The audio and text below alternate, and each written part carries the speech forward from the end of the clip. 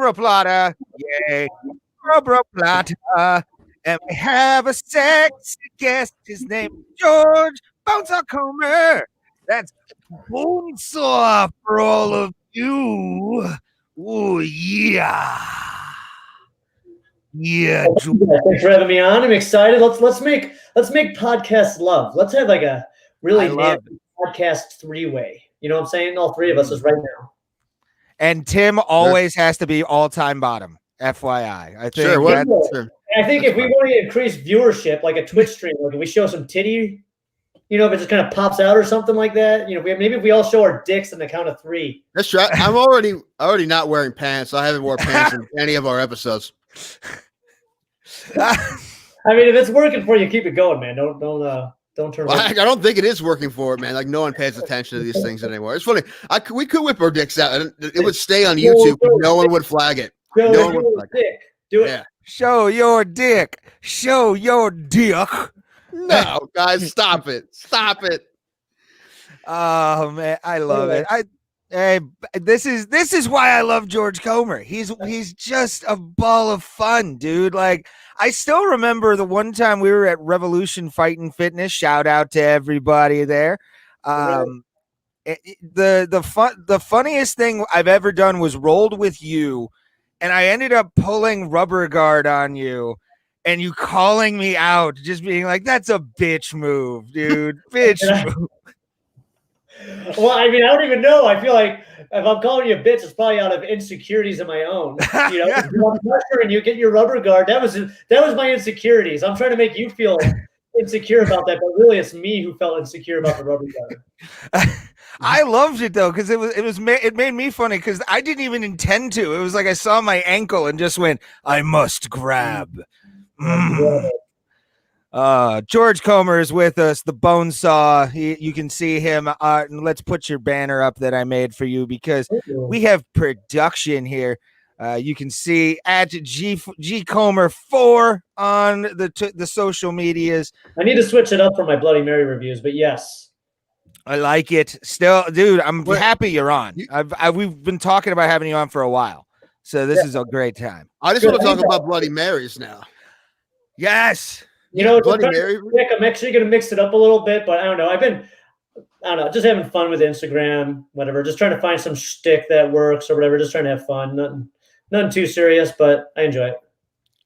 Yeah. Now I want to talk about Bloody Marys because you know what? I don't think when I was younger, obviously I didn't know what they were, but when I found out that it was like breakfast vodka, I'm like, this is the greatest thing I've ever heard of. It's amazing. Wait a second. It makes it okay for you to drink during breakfast? Then yes, sign me up for a right. Let's go. It's like the first time I went to brunch. Like I used to make fun of brunch. I'm like, who goes to brunch? Who goes to brunch? Invite me to brunch. I'm like, did you just say brunch out loud? Like we were a bunch of like middle schoolers or something?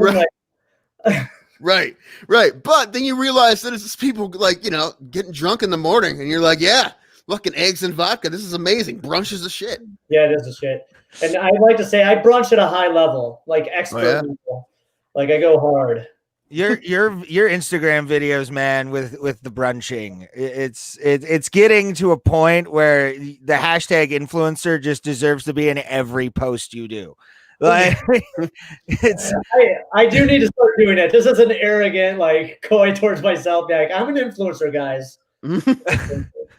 You become the Uncle Roger of Bloody Marys. I want to be. My goal is to finally get a paid sponsor. My goal is to do it enough that someone literally reaches out to me, like without me talking to them. I just want them to find me and be like, "Hey, man, here's $100 to pitch my thing." That's the goal. And then whether it's good or not, I'll give them 5 stars. I'll give them the whole gambit. I'll be like, man, this is so good. Gosh. Companies, make sure, get this man a deal. He deserves it. This man right here. He just said it don't matter how bad it is. I will sell out. I will say that shit. Just like Donald Trump, I'll be like, it is absolutely the best Bloody Mary I've ever had in my entire life. Rest of Bloody Marys. I've had a lot of Bloody Marys in my time. This is by far the best I've ever had. You and Ray are a match. You and Ray are a match made in heaven because Ray also tries to aggressively sell out. That's my goal. I wanted to. That's the only reason Ray wanted to start this podcast and then host it someday he could sell out. Just sell. Fuck yeah. He wants to be the Nickelback of podcasts so bad. Anymore. Like, he doesn't talk about ICP or anything that he likes. He just, he's like, man, that Miley Cyrus single, that sure is good, huh, guys? Yeah. Like, I'll already do that because it's probably fire if it's Miley Cyrus. Dude, already fire. It was literally my Instagram post today. It's pretty rad. Pretty rad? Yeah, it is, man. She made a song with Billy Idol. Solid. Really? Yeah, I'm not fucking around. Listen, dude, I'm a grown man. Like, I can listen to whatever music I want. It don't matter. I can listen to Miley Cyrus. That's true. People say guilt. You listen to Miley Cyrus? Fuck yeah, I listen to Miley Cyrus. I'm a grown man. I don't give a fuck. People say guilty pleasure. Like, what would I have to be guilty about? Thank you. Well, it's like the music I know. Especially when you're young, you feel like the music that you listen to defines you as a person. Like, well, that doesn't fit into my box as what I want people to think of me. Like, I don't give a shit. Like, yep. Well, I've been fighting off my Creed fandom forever. People give me shit forever for being a non-ironic Creed fan. And dude, I'm fine with it. That's fine. Give me shit. I love Creed to death, and I will forever. See, now maybe I'm noticing some hypocrisy in my argument because I do tease people for liking Creed all the time. But I'm recognizing I want to be a better person. I'm going to dial it back. Yeah, I got to respect. Hey, dude, you do you, man.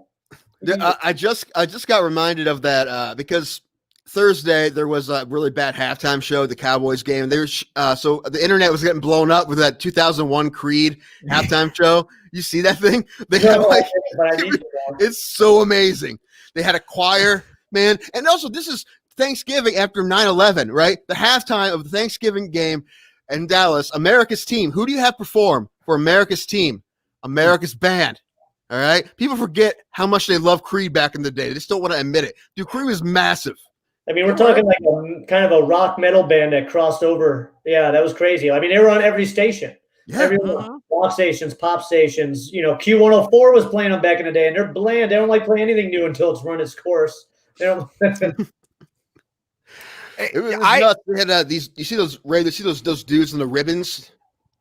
Yes, I did. Yeah, I remember that one. I actually was a Creed fan back then, dude. Like, everybody was back then, and they pretend like they're not. The irony is, I got Human Clay. I got Human Clay for Easter one year. The irony of that alone should be something. And what George is a metal fan, and you know of Dave Brocky, former lead singer of Gwar, Odorous Urungus. He did a thing with the DBX Experience that somebody filmed. And this was around the time this was like 2001. And he was like, hey, guy from Creed, there's some hot chicks on the bus. Let's go there. Yeah, right. And then he was like, hey, man, there's a gig in Minnesota next week. There's snow there. And I sent it to this guy, and he's like, that's fine. Yeah, you can make fun of me. It's dumb. It's not funny. It's not funny. It's dumb. It's dumb. You're so edgy because you made fun of Creed. Yeah, you're cool. Look at this guy. We could shit on Creed and Nickelback. Is there any Nickelback fans here? Yes, I am. I am a Nickelback fan. Unironically, yeah.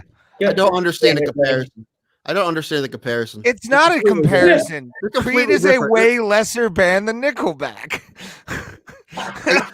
Ray, just when you say that Habib is terrible, I'm not going to even argue because I know you're wrong.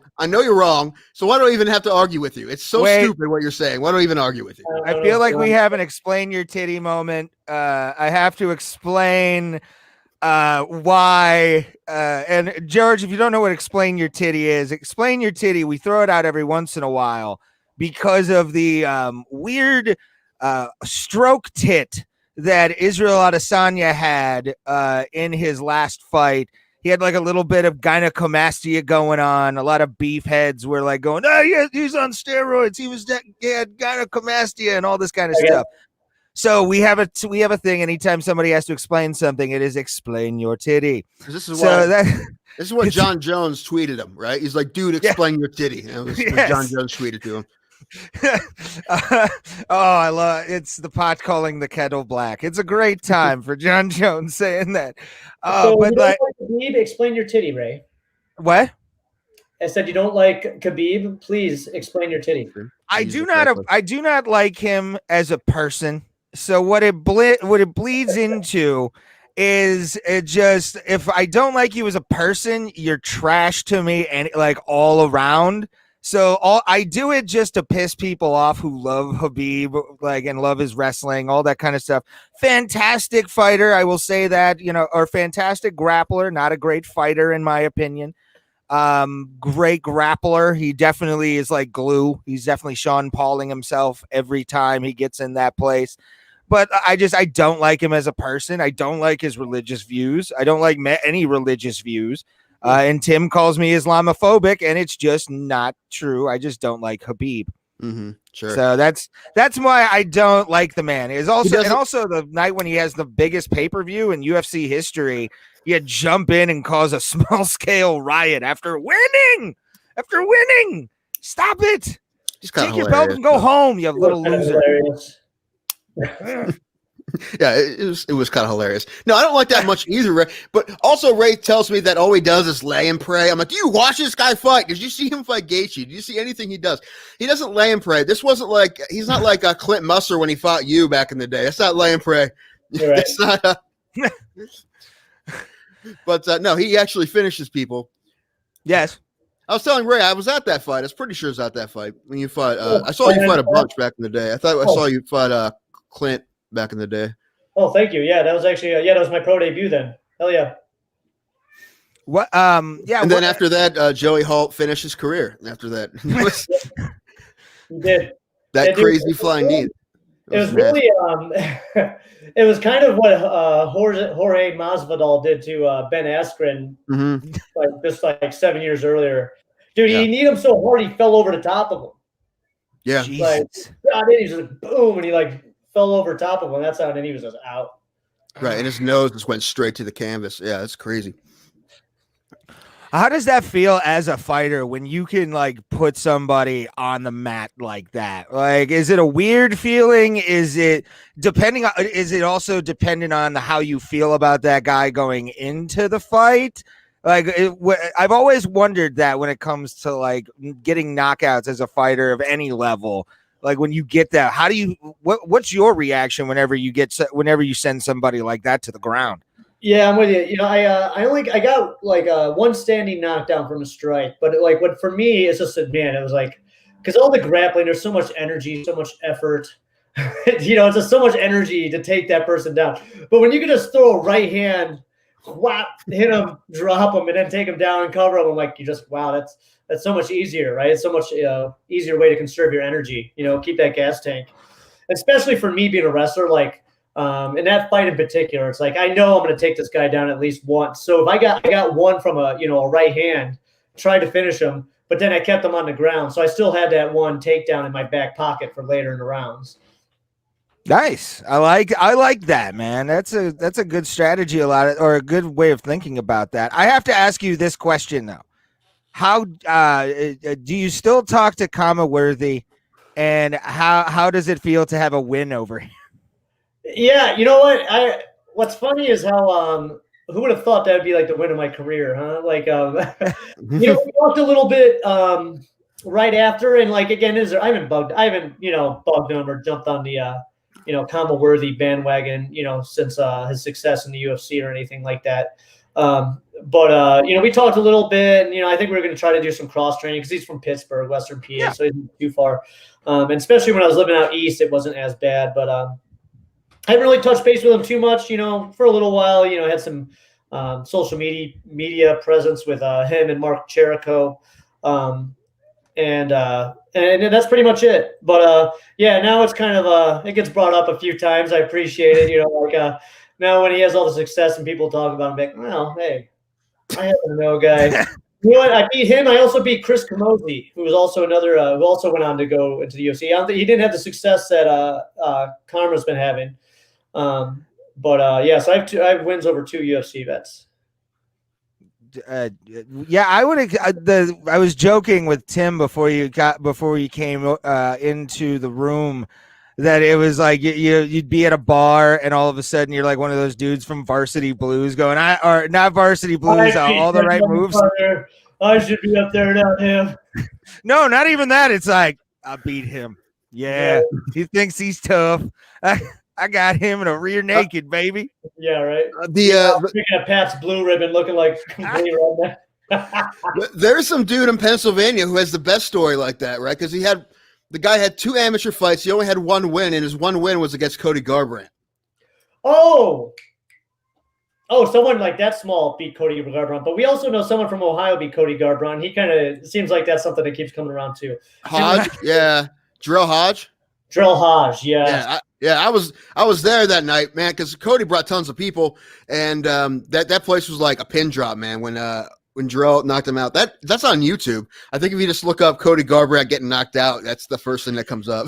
Oh God. Well, I think when Cody got success, and this could be wrong, internet, for anyone that's listening. I think like when Cody started getting some success, I think him and his team and his camp were kind of showing that, pushing it out, trying to get some attention because he's a talented fighter. I'm surprised he's.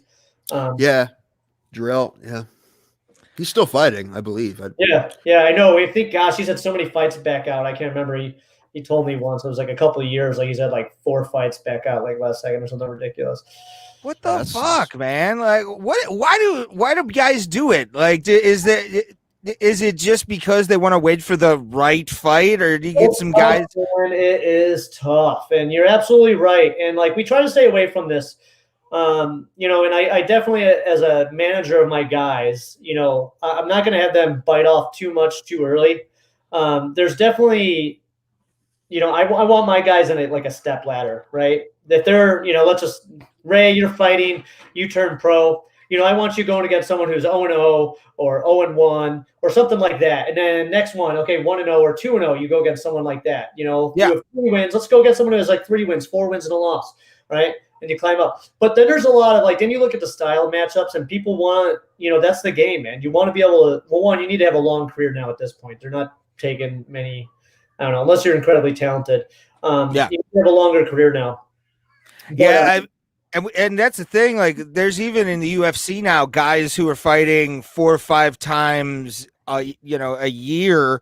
Obviously, you got like Chaos Williams, Joaquin Buckley, these guys who are highly talented, but at the same time, I think those guys are, and you might agree, the exceptions to the rule a lot of times for fighters when they're that good and they can go that often. Right.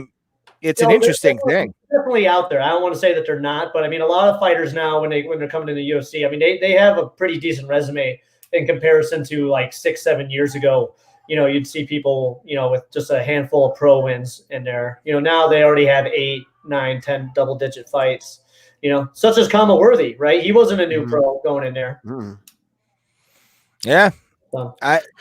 There was a time though, a while ago, that I think the UFC required a 6-to-1 win ratio to get in. That was crazy. That's crazy because I mean, to get 6-to-1, you have to try to fight probably nobody. That's probably what they were finding out. Is a lot of guys are trying to pad their records. So and that's probably it because I was under the other. I never read 6-1. I never verified 6-1, but I was kind of under the impression like when you're at 5 win, 6 win fight streak or win streak, that's when kind of things start coming your way, or that's when attention starts coming your way from the UFC.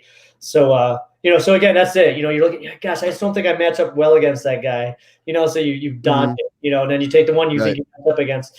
But at some point you just got to bite the bullet and you just got to start fighting the talent, man. There's a certain level, but early on, there people are just very sensitive about the steps that they take to the top. What do you because you are the head MMA coach at I always want to say American Revolution for some reason. It always pops in my head. It's probably the red, white, and blue and everything like that as well that kind of goes with it. But Revolution Fight and Fitness, which our boy Eric Posen won his fight for 247. That was a beautiful, to see. A perfect performance in my eyes. What do you think of it? What did you think of his performance all around going into this, especially with all the stuff? Because I've been to the gym, during this whole thing going down. How much did you see improvement in Eric before the fight? Well, Eric hasn't fought in a while, so I wouldn't say all the improvements. If you guys did watch the fight, all the improvements that you guys saw, like I've been seeing those across like the last like year and a half since his last fight. So I mean, he's been getting sharper. Using his length, keeping his, he's just so tight. He hits harder than you think, man. You look at him, you go, oh, he's kind of long and skinny, man. He put one between my eyes while we were getting him ready for this fight. It hurt. I felt it. Oh.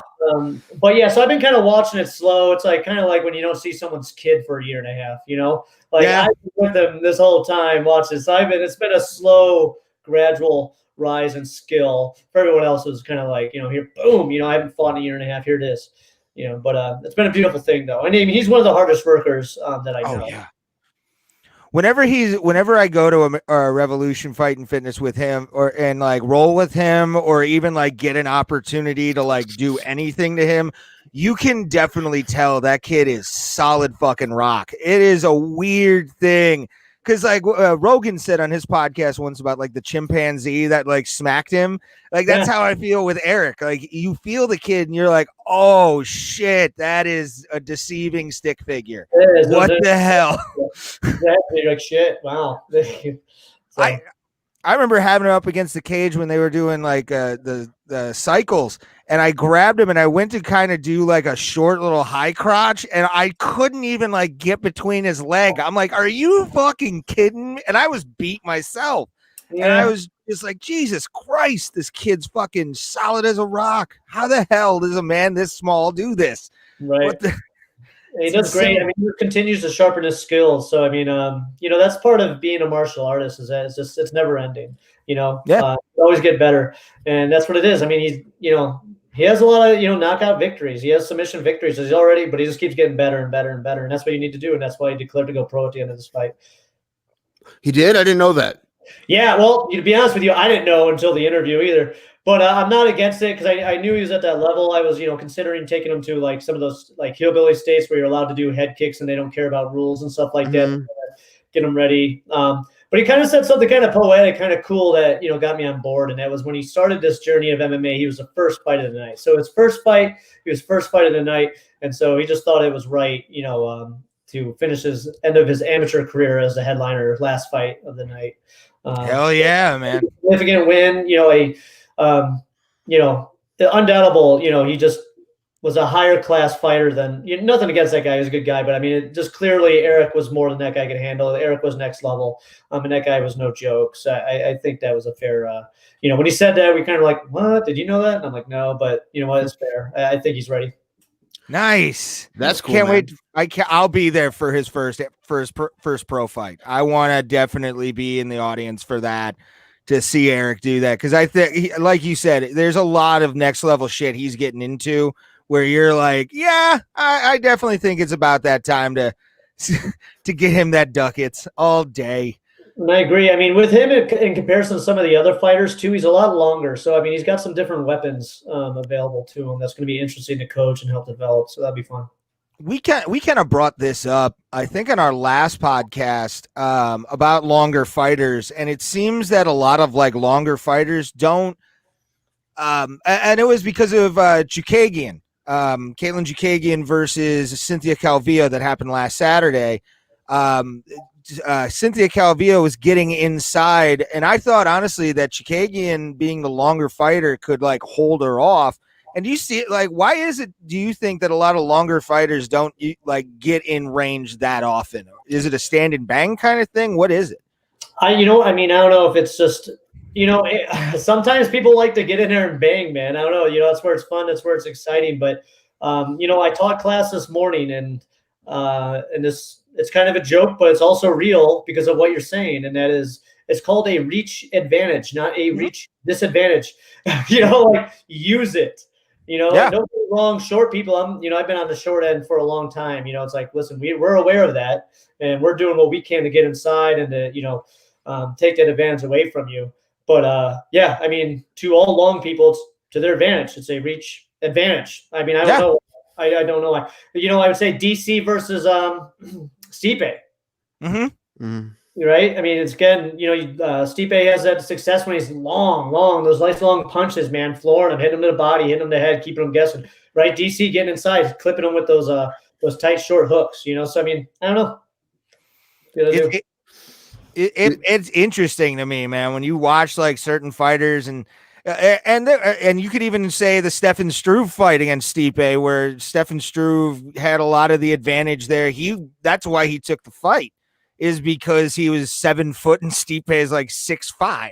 So that dude's crazy huge. Oh, I've never seen him live, but I've always wanted to see Stefan Struve fight just for the walkout, and I'd want to be on the floor for it, just to be like, holy fuck.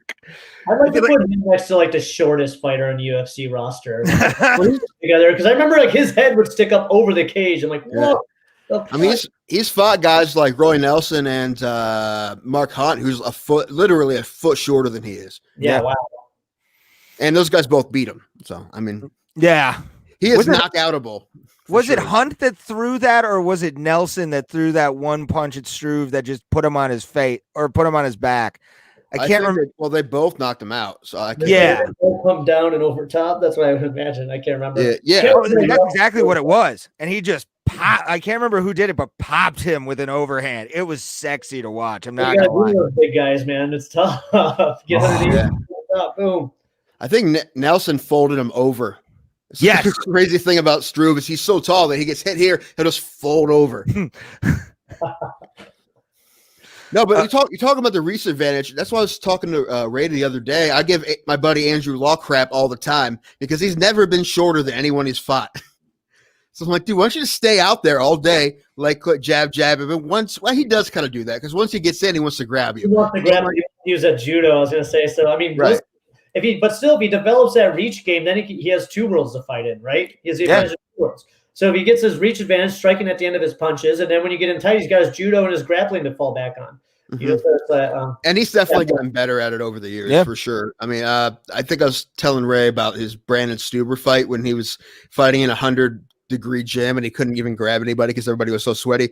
He knocked him down a few times because he kind of had to. I'm like, that's what I realized. He knows how to strike now. But he's always, even though he has the advantage, he wants to get it inside always. That's always what he's going to do. Where was that fight for the 100-degree temperature? Was that Akron? It was in Akron, like Goodyear something center or something. Okay, we had a fight like that. I think it may have been Nikolai and Logan's last amateur fights. I think they both won titles. But yeah, the AC broke in the sports complex, and oh my gosh, it was like 1,000 degrees. It was brutal. Yeah. That's what happened. The AC broke in the middle of July, and I was there. And I usually walk around and talk to people and stuff at fights. I sat in the corner and like just didn't move, just watched the fights. When Andrew was done, I left. I'm like, this is miserable. He left like 20 pounds lighter. Didn't even probably, yeah. And for Tim, that was all just in his head, because he has a fat head. That's a joke. Thanks, Ray. Good one, Ray.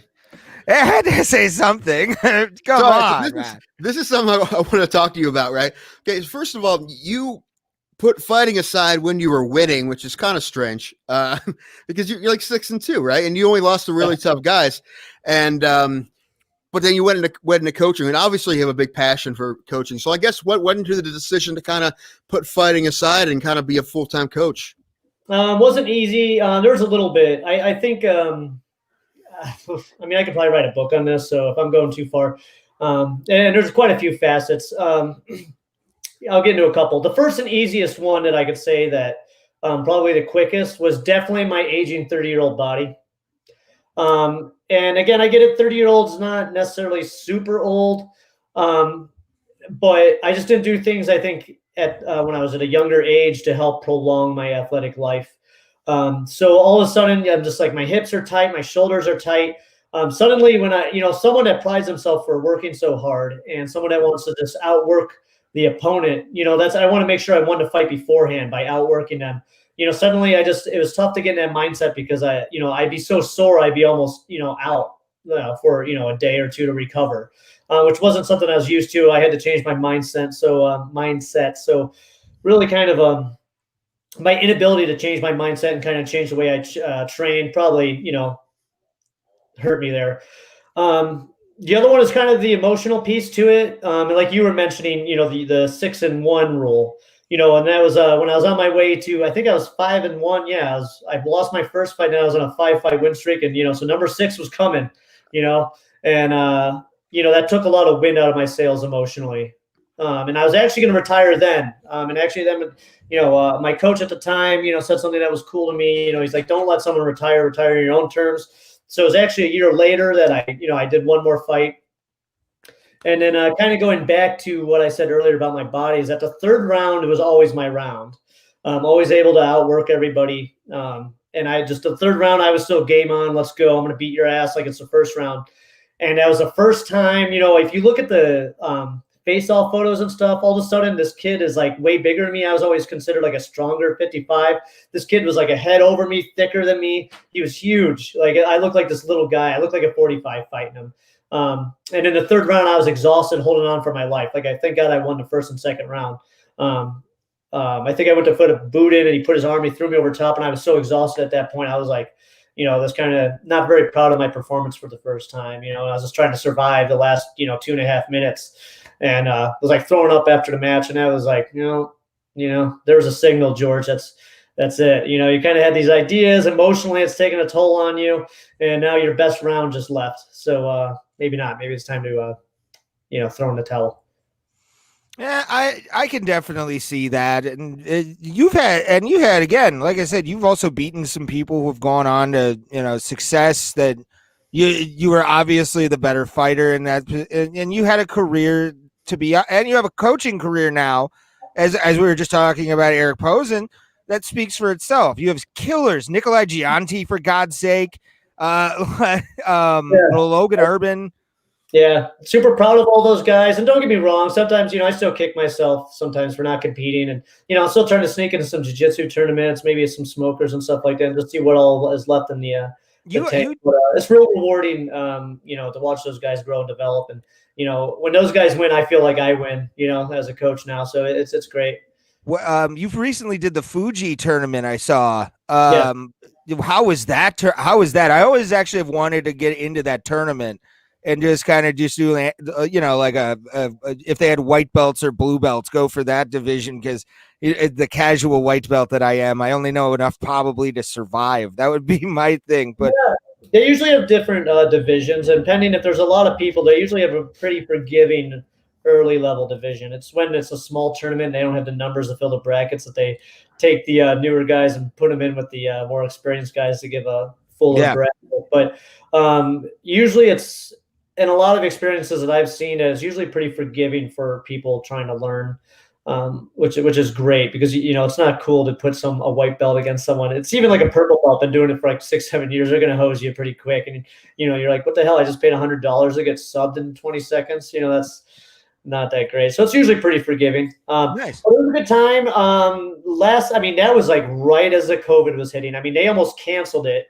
I remember they moved Logan's fight. So much was happening.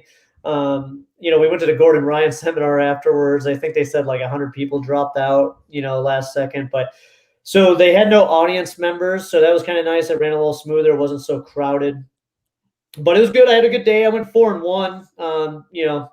Did beat one brown belt. Did get subbed by the black belt, but I made a mistake. But it was a pretty good experience, and again, I enjoy competing still, to some extent.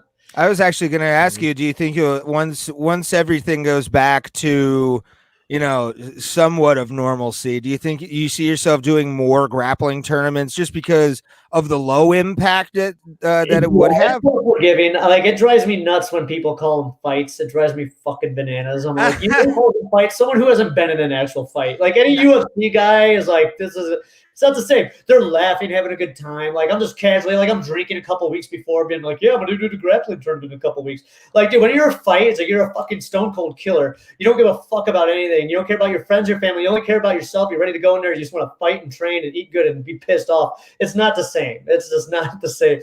But I hope so. I had a couple drawbacks. I was actually wanting to do a couple more tournaments, but I hurt my knee pretty good. I don't even have insurance. I don't even know. My knee's better now. Thank God. And then last but not least, and then I came back from the knee injury feeling great, and then I got COVID, and I'm still kind of building up from that. So, I didn't know you got COVID. Yeah, oh my God.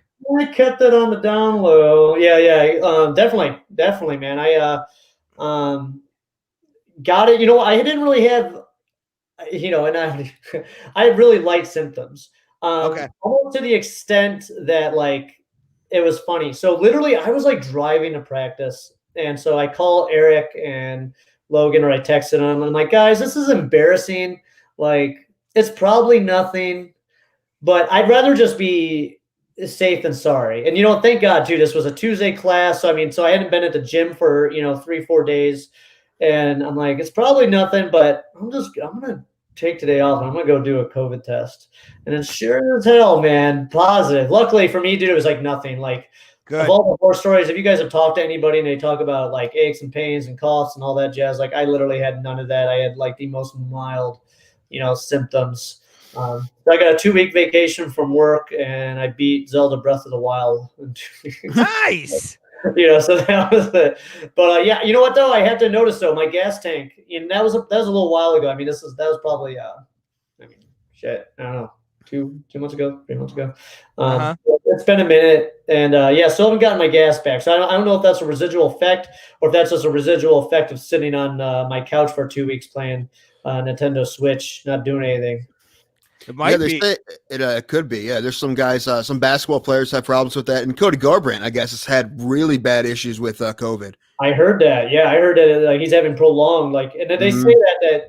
Yeah, I know. I learned more about COVID in those 2 weeks than I ever wanted. But yeah, I guess sometimes like you could be negative for it, but you'll still feel like some residual effects, and some of those symptoms will continue, and including the cough, including the body aches, and stuff like He's that. dealing with like what, blood clots, I think, too. Yeah, bueno, that's scary. Blood clots, and I mean he had kidney issues before that, because I know he was like pissing blood or something before his last fight too, and he had some kidney issues, but he got taken care of. But apparently they came back. I don't know if that's because of the COVID or not, but I'm sure it's not helping. Yeah. But I mean, they said even if he didn't hurt his bicep, tear his bicep, he still probably would not have fought Figueiredo last week. So yeah. This has been insane, man. Because I don't know if I've had it. I don't know if Tim's had it. We've known a few people that have, like, comics that have had it. Harrison, our buddy Harrison, who helps us out in the show, yeah, Houseboy Harrison, he had it. Ray Roberts, who's another comic who's in Minnesota now, he had it at the beginning of all of this. Like, I saw him in May, and he was definitely. And I've noticed that it's definitely he's like a COVID survivor, huh? Yeah, he's experienced. Well, it's like Harrison. He was the first person in his county. Lancaster County is the first person to have it. He had it in March, early March. Wow. Yeah, in this third wave, man, I feel like I went from like knowing nobody, and then this last wave, man, the last couple of weeks, like all the time, did you hear Did you hear so and so got? It's like, yeah, man, it's rough. It's crazy, dude, because like. Yeah, and it's funny now that I know you have it, and like I know the other people I know that have had it who aren't let's just say healthy. I can definitely see the whole it'll attack you harder if you have pre-existing conditions, do all that kind of stuff, don't take care of yourself. I mean, I know you to be a fucking nut about your health to begin with. You're a fucking savage. I want to be you motivation wise, but there's no way I can. It's the one thing that I would say. Tim has always that great saying, and you're a fan of it because you posted it on our Plata Facebook, which is normal people avoid fighting and public speaking at the set, like actively. It's like I avoid workouts like that. Like I don't want to work out like anymore. I'm good, dude. It's a weird thing, but I love rolling. But I totally lost where I was going. But like I'm starting to see that now that I know that you've had it and you're a nut about your health. I can definitely come on that side that's like you have to be a little bit healthier to really get this thing like under control. So, Ray, you trying to say Cody Garbrandt isn't healthy? No, sir. But I'm saying a majority of people. He's not a normal human being. He's a fighter.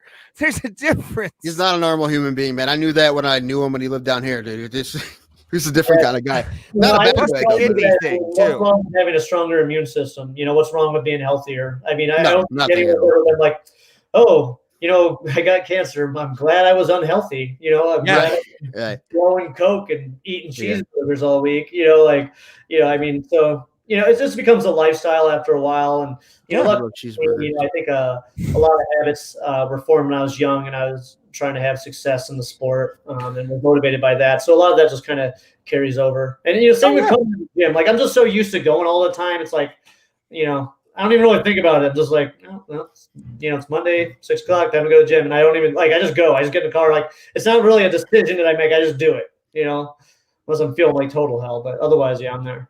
Yeah, the only time in my life, there was a time that I lost over 100 pounds. I was down about, the one time I fought, I was like 180, and I was probably got down to 170. Then I gained it all back. But it's like I absolutely hate working out, right? The only thing I can get is hopefully I can do it enough that I just feel really shitty if I don't do it, either physically or emotionally. Like, maybe a mindset of I just feel like a piece of shit because I didn't work out today. And that was the thing at one point, but not anymore, man. I got to try to get back on. I'm terrified. I don't want to die, man. That's the biggest thing. I hate working out, but I don't want to die. It's baby steps, just do a little something. Even if it doesn't have to be a killer workout. Start by doing a light workout. Just go to the gym. Planet Fitness once a month. Just go.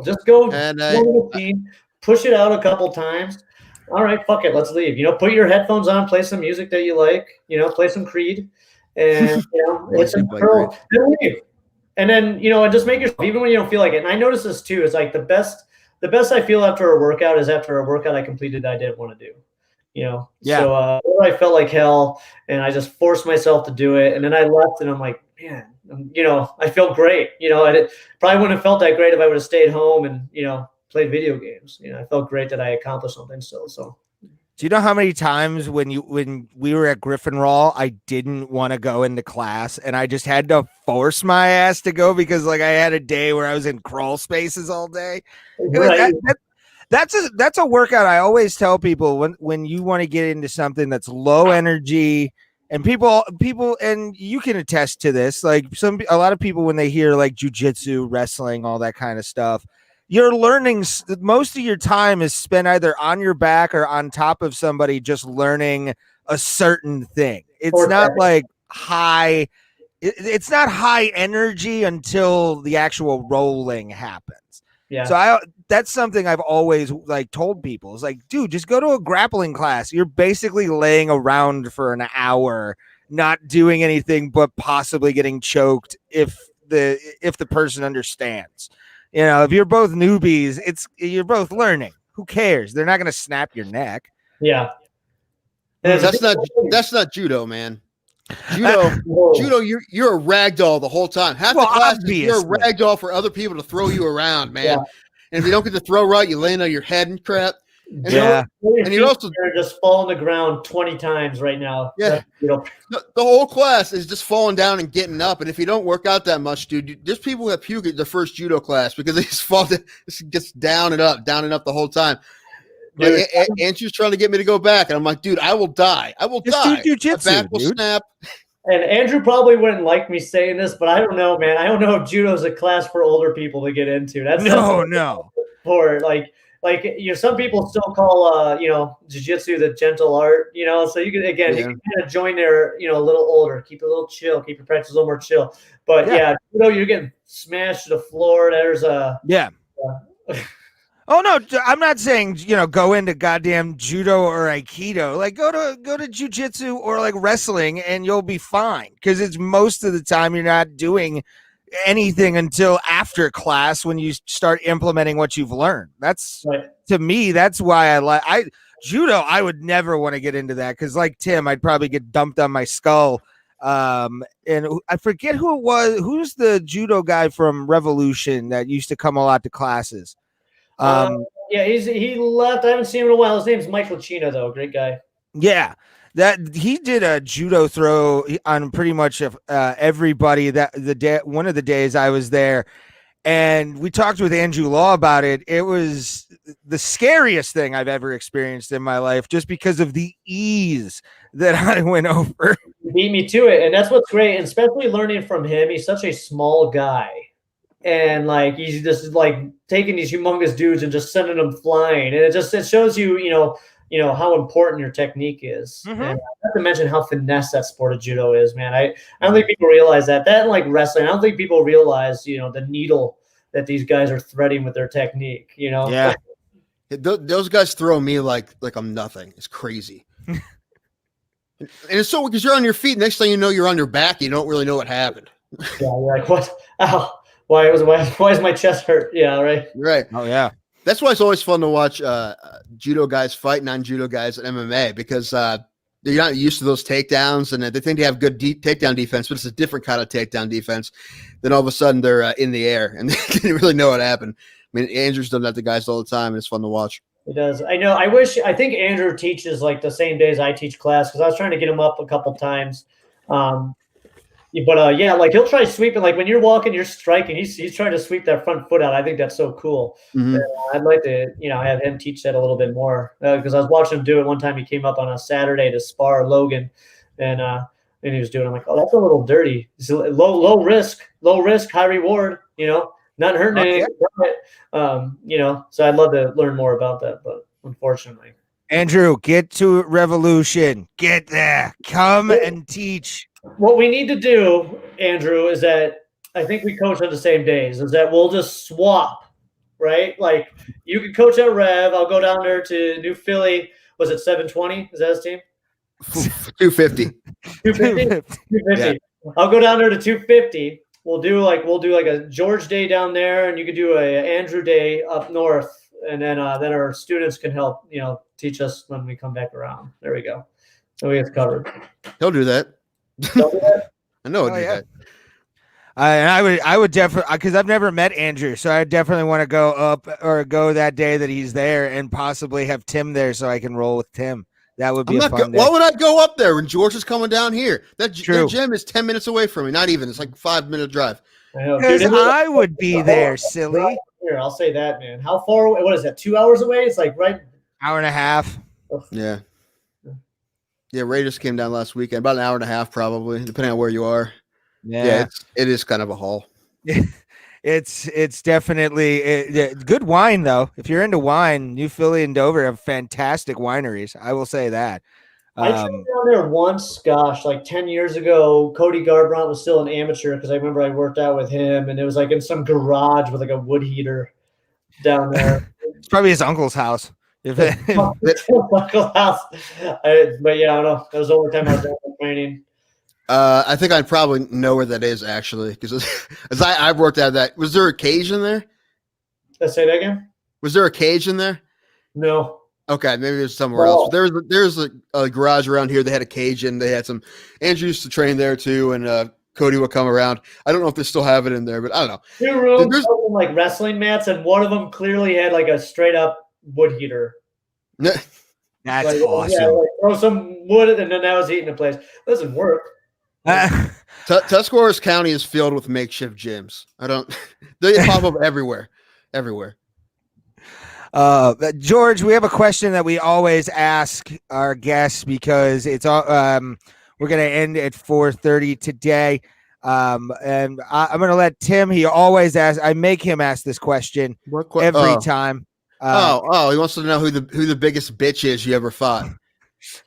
Oh yeah, I can tell you. I love his dad. I can love his dad, but 100% it was Josh Pyle from Indiana. I believe that's his name. Hopefully I'm not getting it wrong. It was a guy I fought in Menor, and I'll tell you the story. And I was never so glad. I'll feel bad because I'm not a big shit talker, but this is the truth about the story. And his dad was really nice. His dad was real respectful, and me and his dad were sharing nice words to each other afterwards. But is his dad Mike? What? He's a superhero was his nickname, which is kind of. Oh, okay. I mean, I know it was a Mike Pyle, but no, it wasn't Mike Pyle, the fighter. My gosh. I know I'm getting old, and I've been punched in the head a lot, guys. Yeah. I'm like, I can probably pull up on my phone right now. Mike Pyle fought in the UFC. No, it was not. Okay, then it wasn't him. Okay. Anywho, I will say this. So it was I was fighting in Menor, and it was a great time. I sold a lot of tickets. I mean, hell, the weigh-ins were at one of my sponsors. It was at the Happy Moose in Menor. Ray knows about that life. Oh yes. So we were there. And did our little dorky weigh-in thing. He's a little taller than me. So I talked to him like before I was walking out the door, and I just kind of gave him a fist bump, and I was like, "Hey man, let the best man win." And I told him, I'm like, "Hey man, you know what? I touch gloves, at the fight. Do you want?" And he's like, "No." And I'm like, "Okay." And so I'm like, "Well, here, I'll just give you a fist bump now, man." And all right. So I was I was embarrassed. I was like, "Well, shit." He just threw a little shade at me. So anyway, but I forgot like my shoes or my gym bag. So I walked away like 2 feet, and like I immediately turned around because I forgot my gym bag. And like him and all his boys and his little girlfriends, like, you just that Dirk wants to touch gloves. You just told him. And yes. So long story short, beat his ass for 3 rounds. I was injured. My knuckles hurt from punching him in the head so many times. My hands hurt. Attaboy. Yeah. So, but his dad, again, his dad was real nice. And, I remember, sharing some kind words that I didn't necessarily mean. I mean, like, hey, thanks guys for the fight, but I didn't really. The son was he was a young kid, but yeah, I was glad. I was so glad I beat his ass. And I just remember, like, I mean, his head hurt. I remember, like, even just like sitting down in the corner of the place, like, get like a towel over his head because I was smashing his face in. Like, good. But yeah, 100%. That was him. I'm a respectful guy, and you know what? To an extent, guys, I even agree that like you got to be mean, and like not everyone like is mature as other people. Like for me, it's like I need to flip a switch. I'm a nice guy. I want to be happy. I want to enjoy my life. I want to be nice to people. But when it's time to fight, when I hear my music, boom, flip the switch. Got to be mean. I got to be a motherfucker for the next 15 minutes. It doesn't matter. This guy's trying to kill me. Kill or be killed. Some people had to be mean, ahead of time and, get the help get themselves in that place. But I just didn't appreciate it. I thought it was disrespectful. So. Well, yeah, I mean, touching the only time, in my opinion, that touching gloves should not be a thing is like if you really see some animosity. If you're in the amateur ranks or you're in like if you're in like Bellator FC, don't touch gloves if you don't like the guy. But if you're in a fucking like regional thing, like you said, at the Heisley Racquetball Center in Menor, Ohio, touch gloves, douchebag. Like we're all here to do the same thing. Like, what are you doing? Young people, man, and it drives me nuts. I just think young people have this idea of what MMA fighters are by watching it on TV. So they want to emulate, people like Conor McGregor, people talking shit. Even though to me that's so. I mean, was it Ray? You like some good shit talking, if I remember correctly. I do, but if you have to be friendly about it, you can't be a total dick unless you're being paid millions of dollars. Then I'll fucking talk shit about your mother all day, like Kevin Lee all fucking day. I'll do that if there's a paycheck. But if it's like so much Menor, fake. That's why it doesn't work for me. So much of it's fake. And don't get me wrong, I love it when it's real. Khabib and Conor, real. Yeah. Jones, that's real. But so many times, it's like they're talking shit, and I know they're just talk shit. You know what's a great example of this? Floyd Mayweather versus Conor McGregor. Yeah. They were in a business room and they're like, dude, let's just talk all the shit in the world. They were fine. I bet they're buddies to this day. They don't hate each other. They're like, let's just want to talk shit. And that's it. Like when there's real beef, right? Like Khabib and Conor, they wanted nothing to do with each other. They're done. Like that was real. And but all the time you see all this shit talking, and then they're hugging each other, like bro, and they're like being all cool with each other because it was fake. It's just oh yeah. That don't understand better want to buy it because they think there's beef. It's not real. It's not real. Ray, did I ever tell you that when I had my one fight, I waved off the glove touch? Did I tell you that? No, you didn't. I did. I did it. No, I put my hand up like this and went like that. And afterwards, he wouldn't shake my hand afterwards because he thought there was animosity. The only reason I did it is because honestly, I thought he was going to sucker punch me. I just thought that because I knew what he was going to try to do, but knock me out the right hand. And I'm like, I don't want to give him free distance. So that's the only reason I didn't do it. It wasn't a disrespect thing. I actually apologized for it afterwards. Me and Joey Holt hug each other in the third round beginning. We're on the clock. Protect yourselves at all times, but no, we respect. Joey's still going to fight. That's boom. Let's fucking go. Then we broke away. Hands up. Let's go. Yeah. Andrew Law is well aware that I want him to fight Joey Holt. I think that'd be a really good fight if Joey's still going to fight people. Yeah, he was boxing for a while. I saw that he did one more MMA fight. Last year he had two. He went 1-on-1 last year.